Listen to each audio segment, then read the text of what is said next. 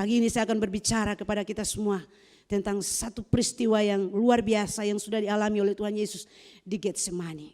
Di balik Getsemani ada kemenangan. Di balik Getsemani ada kemenangan. Mari kita akan belajar firman Tuhan. Saya akan mengajak kita semua buka di dalam firman Tuhan Injil Lukas pasal 22 ayat 39 sampai ayat yang ke-46. Lukas 22 ayat 39 sampai ayat yang ke-46. Haleluya. Saya akan baca dan semua saudara-saudara bisa simak baik-baik. Di taman Getsemani. Lalu pergilah Yesus keluar kota. Dan sebagaimana biasa ia menuju Bukit Zaitun. Murid-muridnya juga mengikuti dia. Setelah tiba di tempat itu ia berkata kepada mereka, berdoalah supaya kamu jangan jatuh ke dalam pencobaan. Kemudian ia menjauhkan diri dari mereka kira-kira sepelempar batu jaraknya. Lalu ia berlutut dan berdoa. Katanya, ya Bapakku, jikalau engkau mau, ambillah cawan ini daripadaku. Tetapi bukanlah kehendakku, melainkan kehendakmu lah yang terjadi. Maka seorang malaikat dari langit menampakkan diri kepadanya untuk memberi kekuatan kepadanya. Ia sangat ketakutan dan makin bersungguh-sungguh berdoa. Peluhnya menjadi seperti titik-titik darah yang bertetesan ke tanah. Lalu ia bangkit dari doanya dan kembali kepada murid-muridnya. Tetapi ia mendapati mereka sedang tidur karena duka cita. Katanya kepada mereka, mengapa kamu tidur? Bangunlah dan berdoalah supaya kamu jangan jatuh ke dalam pencobaan. Nah, saudara-saudara yang terkasih dalam Tuhan Yesus Kristus, di balik Getsemani ada kemenangan. Kalau kita berbicara tentang Getsemani atau taman Getsemani, kita teringat akan kisah di mana Tuhan Yesus berdoa. Untuk yang terakhir kalinya bersama-sama dengan murid-muridnya. Teristimewa ketiga orang muridnya itu Petrus, Yakobus dan Yohanes. Berada bersama-sama dengan Yesus di taman itu. Berbicara tentang Getsemani. Berbicara tentang pergumulan yang hebat. Karena pengertian dari Getsemani adalah alat untuk memeras zaitun. Memeras zaitun berarti di sini berbicara tentang satu tekanan yang sangat besar, pergumulan yang sangat hebat. Kalau kita berbicara Getsemani, kita akan teringat bagaimana Yesus bergumul dengan begitu luar biasa, sampai keringatnya berubah menjadi tetesan-tetesan darah. Ini pergumulan yang tidak mudah. Getsemani menuntun Yesus sampai ke Golgota. Dan di sana bagaimana Yesus menyelesaikan sempurna. Sangat-sangat sempurna. Yesus menyelesaikan di Bukit Golgota. Sampai dia katakan, sudah selesai. Pengorbanan Yesus adalah pengorbanan yang total. Bukan pengorbanan yang biasa. Tetapi pengorbanan Yesus adalah pengorbanan yang sepenuhnya Yesus lakukan untuk kita. Pergumulan yang hebat. Mengarahkan saya dan saudara. Sebagai pengikut-pengikut Yesus. Jangan lupa bahwa kita hidup di dunia ini bukan senang-senang. Kita ada di dalam lembah-lembah yang dalam. Kita masuk di dalam mengikuti jejak-jejak Yesus. Kita harus siap untuk menderita bagi Kristus. Mengalami berbagai tekanan ujian iman. Pencobaan-pencobaan yang datang dalam hidup kita. Tapi ingat, Yesus sudah pernah bergumul di taman ini. Dan Yesus keluar sebagai pemenang. Yesus harus belajar untuk taat kepada Bapa. Pagi ini kita akan belajar tentang arti Getsemani bagi kita semua. Di balik Getsemani itu ada kemenangan yang luar biasa. Yang Yesus sudah siapkan bagi kita semua. Haleluya. Yesus melakukan penyerahan nyawa ke dalam tangan Bapa. Kalau kita baca di dalam ketiga Injil kita akan menemukan sampai 3 kali Yesus berdoa. Ini pelajaran yang pertama buat kita bahwa Yesus melakukan penyerahan nyawa ke dalam tangan Bapa. Yesus serahkan penuh. Yesus serahkan total penyerahannya, dirinya kepada Bapa. Nyawanya kepada Bapa. Ini membuktikan apa, saudara-saudara yang terkasih dalam Tuhan Yesus? Yesus membulatkan tekad untuk melakukan kehendak Bapanya. Walau ia menyadari bahwa ketaatannya kepada Bapa akan menghantarkannya kepada penyaliban. Tapi justru tindakannya untuk tetap melangkah di jalan kematian telah membuat Bapa mengaruniakan kepadanya nama di atas segala nama. Amin. Yesus melakukan sempurna. Menyerahkan nyawanya sempurna. Filipi pasal 2 ayat 8 sampai ayat yang ke-11. Firman Allah berkata, dan dalam keadaan sebagai manusia, ia telah merendahkan dirinya dan taat sampai mati. Bahkan sampai mati di kayu salib. Itulah sebabnya Allah sangat meninggikan dia dan mengaruniakan kepadanya nama di atas segala nama.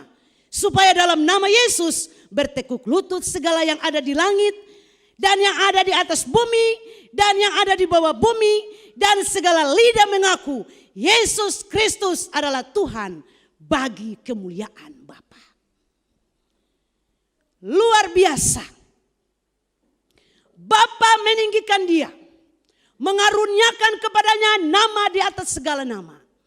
Firman Allah berkata di bawah kolong langit ini tidak ada nama lain yang menyelamatkan. Hanya nama Yesus Kristus. Amin. Tidak ada nama lain. Hanya nama Yesus. Karena apa? Bapa sudah mengaruniakan bagi Yesus nama di atas segala nama. Tidak ada satu figur siapapun di muka bumi ini yang bisa menyelamatkan. Hanya nama Yesus. Nama Yesus bukan nama yang biasa. Tetapi nama Yesus adalah satu nama yang dikaruniakan. Nama yang punya power. Nama yang punya otoritas.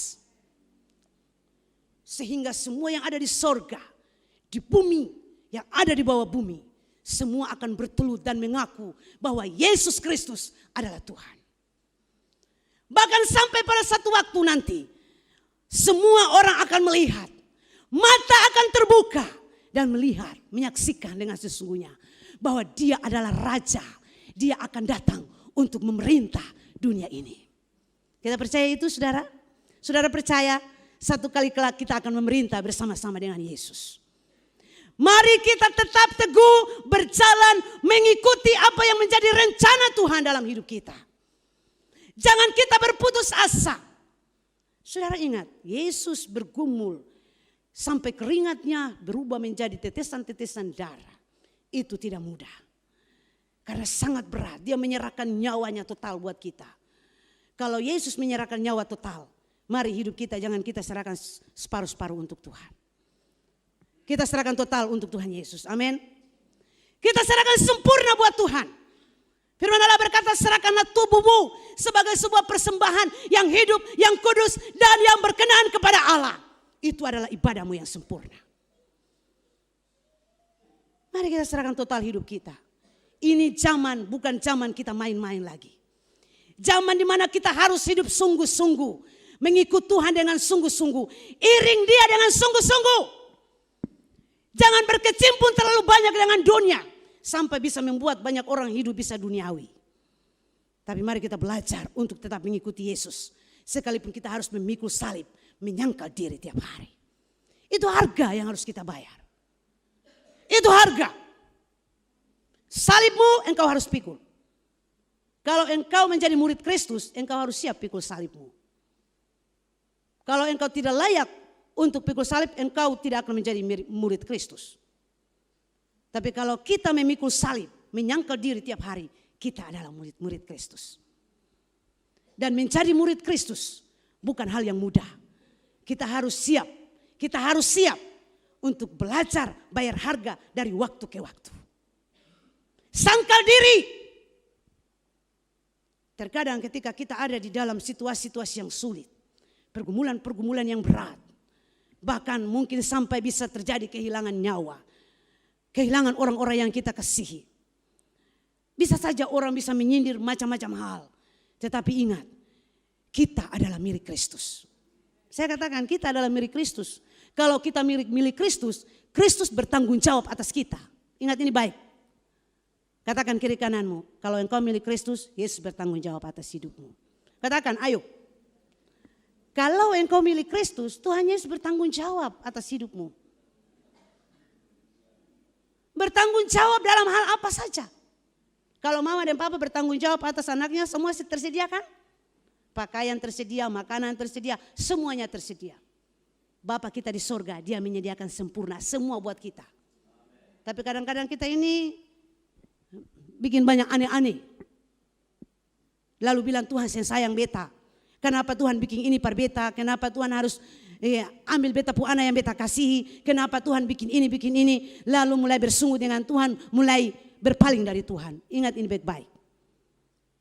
Kita adalah milik Kristus. Dan orang mau bicara apapun, kita adalah milik Kristus.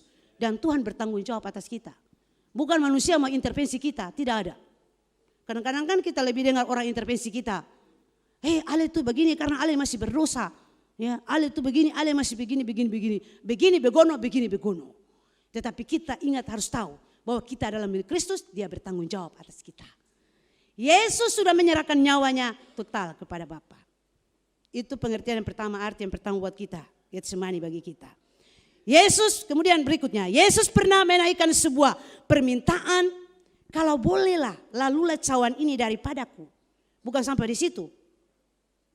Kalau boleh cawan ini lalu daripadaku. Namun ada lanjutannya. Yesus bilang, tetapi bukan kehendakku yang jadi, tetapi biarlah kehendak Bapa yang jadi. Jadi segala sesuatu yang Yesus lakukan bukan berdasarkan atas kehendaknya. Tetapi Yesus melakukan segala sesuatu berdasarkan kehendak Bapa di sorga. Karena Yesus tahu, Yesus ada di muka bumi ini, dia datang sebagai manusia, lahir di kandang, harus menderita, sampai mati di salib. Itu ada di dalam rancangan Bapa. Berarti Yesus harus tahu persis segala sesuatu yang Yesus lakukan, dia harus berserah kepada kehendak Bapa. Biarlah kehendakmu yang jadi. Berulang-ulang kali Yesus ulangi itu. Ketika Yesus berdoa pertama, Yesus kembali, dia lihat murid-murid tertidur lelap. Apakah kamu tidak bisa berjaga-jaga dengan aku 1 jam saja? Kemudian Yesus kembali lagi. Kalau saya baca di dalam Injil yang lain, Yesus merebahkan dirinya. Berarti sesuatu beban yang sangat berat. Dia tidak mampu untuk menahannya. Sampai ada satu ayat juga yang mengatakan, seperti mau mati rasanya. Yesus bilang, seperti mau mati rasanya. Terlalu berat tekanan. Tekanan yang sangat berat, pergumulan yang sangat dahsyat. Yesus bilang, biarlah kehendak Bapa yang jadi. Saudara-saudara, kita hidup ini karena kita ada di dalam kehendak Tuhan. Amin. Semua yang kita lakukan, mari kita katakan, Tuhan, biar kehendak Tuhan yang jadi. Di Getsemani itu Yesus bilang, Bapa, biarlah kehendak-Mu yang jadi. Dalam pergumulan kita ingat, katakan, Bapa, biarlah kehendak-Mu yang jadi. Bukan kehendak saya, bukan kemauan orang tua saya, bukan kemauan orang-orang yang dekat dengan saya, tetapi biarlah kehendak Bapa yang jadi dalam hidup ini. Karena kita punya hidup ini diatur oleh tangan Tuhan yang Maha Kuasa. Amin. Langkah-langkah kita dituntun oleh Tuhan. Kalau langkah-langkah kita dituntun oleh Tuhan, mari kita katakan, Bapa, biarlah kehendak-Mu yang jadi dalam hidup saya. Kadang-kadang manusia kan punya banyak kehendak, punya banyak keinginan. Terkadang bisa membuat manusia itu mau melakukan sekehendak hatinya. Saudara-saudara, kita hidup, jangan kita mau hidup sesuka hati. Kalau orang yang hidup sesuka hati, berarti orang itu tidak mau diatur. Tuhan Yesus saja berjalan mengikuti aturan Bapa. Apalagi kita ini. Mari saudara kita belajar dari Yesus. Di Getsemani Yesus berikan pelajaran yang berharga buat kita. Agar kita jangan main-main, jangan kita mau punya mau dengan kehendak kita sendiri, bebas. Ya, saya kan orang bebas. Saya mau bikin apa saja, ikut saya punya mau. Saudara, kita ini bukan orang-orang yang mau hidup ikut suka. Amin. Atau ada yang di sini mau hidup ikut suka. Kita hidup, kita harus berjalan sesuai dengan apa yang Tuhan kehendaki buat kita. Bukan kita hidup ikut suka. Kalau orang hidup suka, saya mau diatur. Tetapi berulang-ulang kali beta selalu berteriak. Kalau Bapak Pak Freds bilang, Marinho. Beta kan sudah bilang ulang. Beta terus berteriak. Selama napas masih ada untuk beta, beta berteriak terus. Kita hidup bukan berdasarkan apa kata manusia. Ingat ini baik-baik. Tetapi kita hidup berdasarkan apa kata Tuhan bagi kita. Apa kata Tuhan? Ya firman Tuhan. Amin. Oleh sebab itu renungkan firman Tuhan itu siang dan malam. Agar supaya katong kuat. Halo? Renungkan firman Tuhan siang dan malam. Supaya kita kuat. Kalau kita kuat kita akan berjalan mengikuti kehendak Bapa. Kalau orang yang tidak pernah baca firman, orang yang tidak pernah renungkan firman. Hari-hari cuma otak-atik Facebook. Otak-atik yang lain-lain di media sosial. Sampai dia lupa bahwa yang paling berharga itu firman Tuhan. Halo. Kalau di sini beta belajar, beta mengajar 100 orang anak-anak muda, anak-anak yang model-model begini, naik badan begini. Mungkin ada 1 atau 2 saja yang masih bisa pegang Alkitab dan baca. Yang lain lebih banyak media sosial, otak-atik, TikTok. Nah ini sekarang yang sementara ramai-ramai dan TikTok. Beta mau ingatkan sekali untuk generasi ini. Juga orang tua. Mari kita ambil sisi positif dari TikTok. Lalu kita tinggalkan sisi negatif. Beta kemarin di sekolah ibu guru bilang. Anak-anak sekarang ini jam belajar ataupun jam istirahat di samping sekolah. TikTok. Lama-lama gila. Lebih baik bertobat dari TikTok. Ini untuk anak-anak muda, generasi muda. Orang tua perhatikan anak-anak saudara baik-baik. Saudara bisa lihat di TikTok itu apa? Lagu-lagu, irama lagu-lagu itu bisa mengarahkan anak-anak saudara. Nanti satu waktu nanti saudara akan lihat seperti apa pertumbuhan dia. Goyang pantat, goyang kaki, goyang segala macam. Sampai bisa-bisa ada viral. Kita mau keras sekali ini untuk anak-anak semua. Juga pelayan-pelayan, anak-anak muda semua. Dengar baik-baik sini. Bertobat dari TikTok. Ambil sisi positifnya. Jangan sedikit goyang kaki, goyang kepala, goyang pantat, putar pantat sama bebe. Saudara sudah lihat bebe? Bisa saudara tertawa nih. Tapi beta lihat banyak anak orang tua manja dengan anak-anaknya. Kasih HP untuk anak. TikTok setiap hari. Goyang badan sampai terguling-guling di lantai. Balumpa sampai kepala di atas. Kepala di bawah, kaki di atas. Ini sangat berbahaya. Kalau orang tua tidak mengantisipasi hal-hal seperti ini. Nanti lihat generasi ini seperti apa.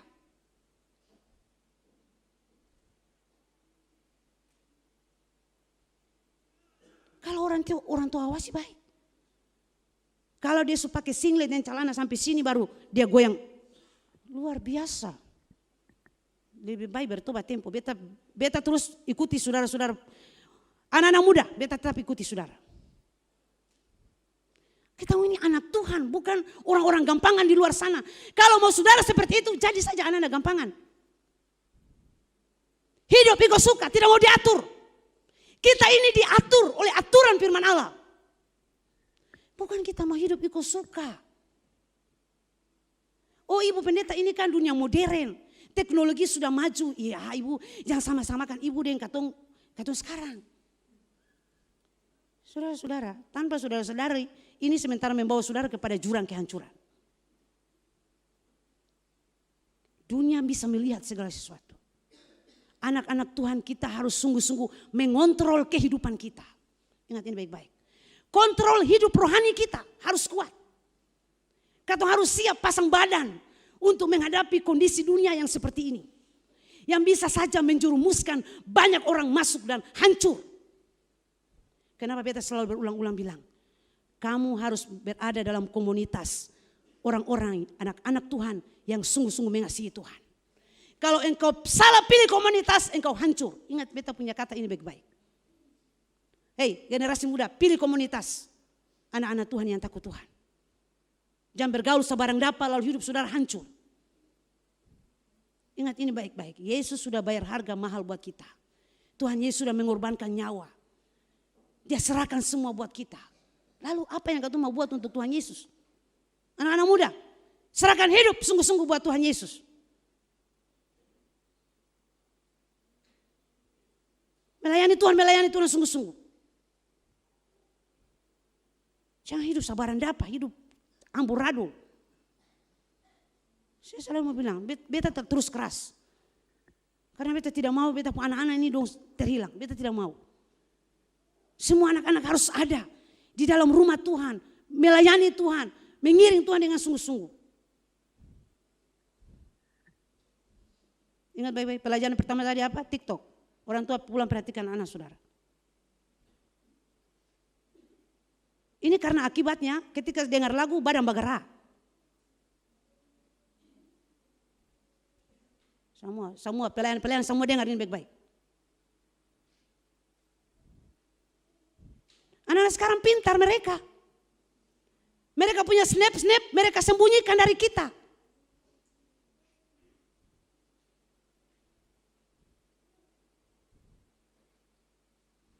Kita harap anak-anak yang suka sembunyi-sembunyi snap, status-status saudara itu bukan status-status yang gila-gilaan. Harus mempermuliakan nama Tuhan. Karena satu waktu nanti orang temukan, anak itu dia di gereja, ibu dong dia melayani Tuhan tuh. Beta lihat dia begini-begini. Karena apa? Snapnya disembunyikan, kami tidak pernah lihat. Orang lain kasih tahu. Beta akan terus kejar terus.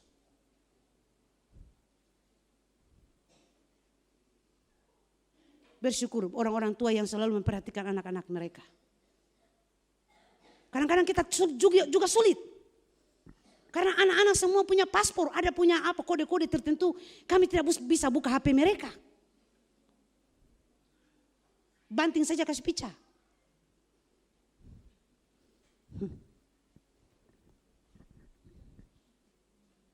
Jadi itulah generasi ini. Tapi mari kita semua sebagai orang tua kita awasi. Kemudian yang berikut, Yesus terus menunjukkan level kebergantungan penuh kepada Bapa dalam melangkah mewujudkan kehendak Bapa. Ketergantungan Yesus penuh. Saudara-saudara, dalam melewati berbagai pergumulan, kita harus bergantung penuh kepada Bapa di sorga. Amin. Bergantung sepenuhnya kepada Bapa. Kalau bergantung kepada dunia binasa. Bergantung kepada harta sia-sia. Bergantung kepada apalagi macam-macam di dunia, semua sia-sia. Hidupmu bergantung kepada Bapa. Ini Tuhan Yesus kasih pelajaran berharga untuk kau di Getsemani. Supaya kau hidup ini bergantung sepenuhnya kepada Bapa. Amin. Atau mau bergantung kepada apa? Bergantung kepada manusia bisa kecewa. Oleh sebab itu Tuhan Yesus, firman Tuhan selalu bilang, jangan andalkan kekuatanmu. Jangan andalkan manusia. Engkau pasti kecewa. Andalkan Tuhan. Amin. Andalkan Tuhan. Kalau Tuhan Yesus mengikuti sebagai keinginannya atau seturut kehendaknya, keinginannya, tidak mau bergantung kepada kehendak Bapa, Yesus bisa saja tidak mau mengikuti apa yang Bapa mau. Siapa mau menderita, siapa mau mati di salib. Tetapi Yesus harus menggenapi firman Tuhan. Ketergantungan kepada Bapa total. Hidup kekristenan kita bergantung kepada Tuhan, bukan kepada siapapun. Ingat ini baik-baik. Supaya jangan mudah kecewa. Hari ini ada yang kecewa? Ada yang bimbang, putus asa? Bergantung kepada Bapa. Bergantung hidupmu kepada Bapa. Supaya engkau jangan kecewa. Manusia bisa menolong kita 1, 2, 3 kali. Mungkin dia sudah bersungut. Tetapi Bapa di sorga tidak pernah kecewa dan bersungut-sungut dengan kita. Bapa selalu siap untuk menolong kita. Amin. Saudara ingat Raja Daud. Kebergantungannya kepada Allah Israel itu luar biasa. Sampai akhir hayat hidupnya. Daud seorang raja yang dibanggakan. Karena apa? Walaupun dia pernah gagal dan jatuh. Tetapi dia kembali meraih. Dia bilang, katakan, Tuhan, inilah hidupku, tanganku Tuhan, pegang tanganku, tuntun hidupku. Jadi saudara-saudara, terkadang kita sudah jatuh, kita sudah gagal. Beta sudah jatuh, gagal, hancur, biarkan saja. Lalu tidak pernah kembali kepada Tuhan. Di saat kita jatuh dan gagal, mari kita kembali kepada Bapa. Amin. Di sana Tuhan siap untuk menyambut kita. Tuhan siap menyambut kita. Di saat kita mengalami kesulitan-kesulitan yang mungkin orang lain tidak pernah tahu. Kita simpan sendiri. Tetapi ingat bahwa kita masih punya Tuhan. Beta selalu bilang kita masih punya Tuhan. Kalau kita masih punya Tuhan, untuk apa kita kecewa, saudara? Kalau kita masih punya Tuhan, untuk apa kita ragu tentang hidup ini? Kalau orang yang ragu, orang yang tidak punya Tuhan. Kalau kita punya Tuhan, kita tidak perlu ragu. Amin.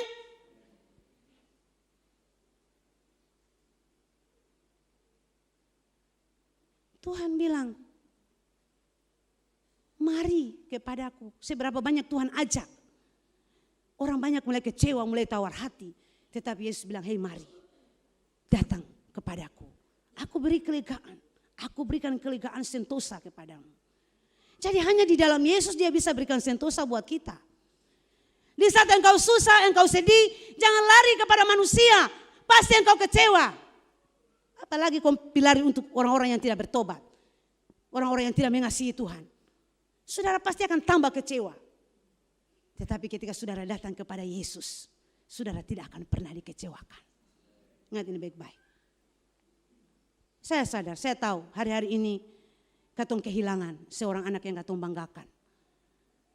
Tetapi percayalah Tuhan Yesus tidak pernah kasih kecewa kita. Tangan Tuhan selalu menuntun kita. Kekuatan Tuhan selalu ada pada kita. Ingat ini baik-baik. Yesus sudah melakukan sempurna. Ketergantungannya kepada Bapa itu memberikan pelajaran berharga buat kita. Agar kita jangan suka-suka bergantung kepada kekuatan sendiri. Jangan kita merasa kita masih kuat, kita masih hebat. Bergantung kepada kekuatan tidak perlu lagi Tuhan. Karena kita mampu melakukan semuanya. Ingat ini baik-baik. Kekuatan manusia itu ada batasnya. Kemampuan manusia ada batasnya. Oleh sebab itu bergantung kepada kekuatan Tuhan yang tidak pernah terbatas. Amin. Bergantung kepada kekuatan Tuhan yang tidak pernah terbatas. Kemudian yang terakhir.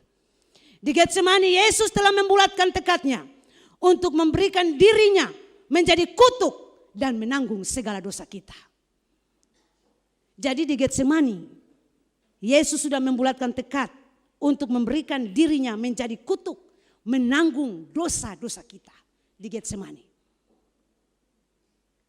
Di Getsemani, kenapa sampai darahnya berubah menjadi keringatnya berubah menjadi tetesan-tetesan darah? Itu kebulatan tekad, pergumulan yang hebat. Yesus harus menyelesaikan sempurna. Sempurna, menanggung segala dosa kita. Jadi saudara, Yesus menanggung segala dosa kita. Ingat baik-baik, garis bawah ini. Yesus menanggung segala dosa kita. Semua dosa yang kita lakukan, Yesus tanggung. Jadi kalau Yesus sudah tanggung dosa kita, mari kita serahkan hidup kita total kepada Tuhan Yesus. Amin. Hari-hari ini kita tidak bicara banyak, tapi mari kita serahkan total hidup kita kepada Tuhan. Di dalam Yesus ada kuasa yang besar. Firman Allah berkata Efesus pasal 1 ayat 19. Dan betapa hebat kuasanya bagi kita yang percaya. Sesuai dengan kekuatan kuasanya yang dikerjakannya di dalam Kristus. Dengan membangkitkan dia dari antara orang mati. Dan mendudukan dia di sebelah kanan Bapa. Jauh lebih tinggi dari segala pemerintah dan penguasa dan kekuasaan dan kerajaan dan tiap-tiap nama yang dapat disebut. Dan bukan hanya di dunia ini saja, melainkan di dunia yang akan datang. Dan segala sesuatu telah ditaklukkan di bawah kaki Kristus. Dan dia telah memberikan kepada jemaatnya sebagai kepala segala yang ada. Jemaat yang adalah tubuhnya, yaitu kepenuhan dia yang memenuhi semua dan segala sesuatu. Jadi Yesus serahkan semuanya. Dia adalah kepala. Jadi mari kita menghargai pengorbanan Kristus. Kita menghargai pengorbanan Kristus. Dia sudah bayar harga mahal buat kita. Darahnya sendiri. Kalau darahnya yang mahal, yang Yesus sudah kasih buat kita, mari kita hargai darah pengorbanan Kristus. Amin. Katakan kiri kananmu, hargai darah pengorbanan Kristus. Darah itu mahal. Darah itu mahal. Haleluya. Amin. Luar biasa kan? Kalau darah Yesus mahal, mari kita hargai darah pengorbanan Kristus. Hari ini kita akan masuk dalam perjamuan kudus. Saya percaya ada kekuatan baru buat kita. Amin. Ada kekuatan baru. Yang lemah dikuatkan, yang susah dapat penghiburan. Haleluya. Amin. Karena darah Yesus itu mahal buat kita. Dia tebus kita dari cara hidup kita yang sia-sia. Supaya kita menjadi milik Tuhan yang sempurna. Kita menjadi milik Kristus yang seutuhnya. Dan saya percaya pelajaran berharga dari Getsemani. Di balik Getsemani ada kemenangan yang luar biasa. Amin. Pada hari yang ketiga Yesus bangkit dari antara orang mati. Membuktikan bahwa kemenangan menjadi milik orang-orang yang percaya kepada Tuhan Yesus. Tuhan Yesus berkati kita semua hari ini. Biarkan firman Tuhan ini menjadi bagian kita. Kemanapun kita pergi. Jangan lupa Getsemani. Di balik Getsemani ada kemenangan. Haleluya. Di balik Getsemani ada kemenangan.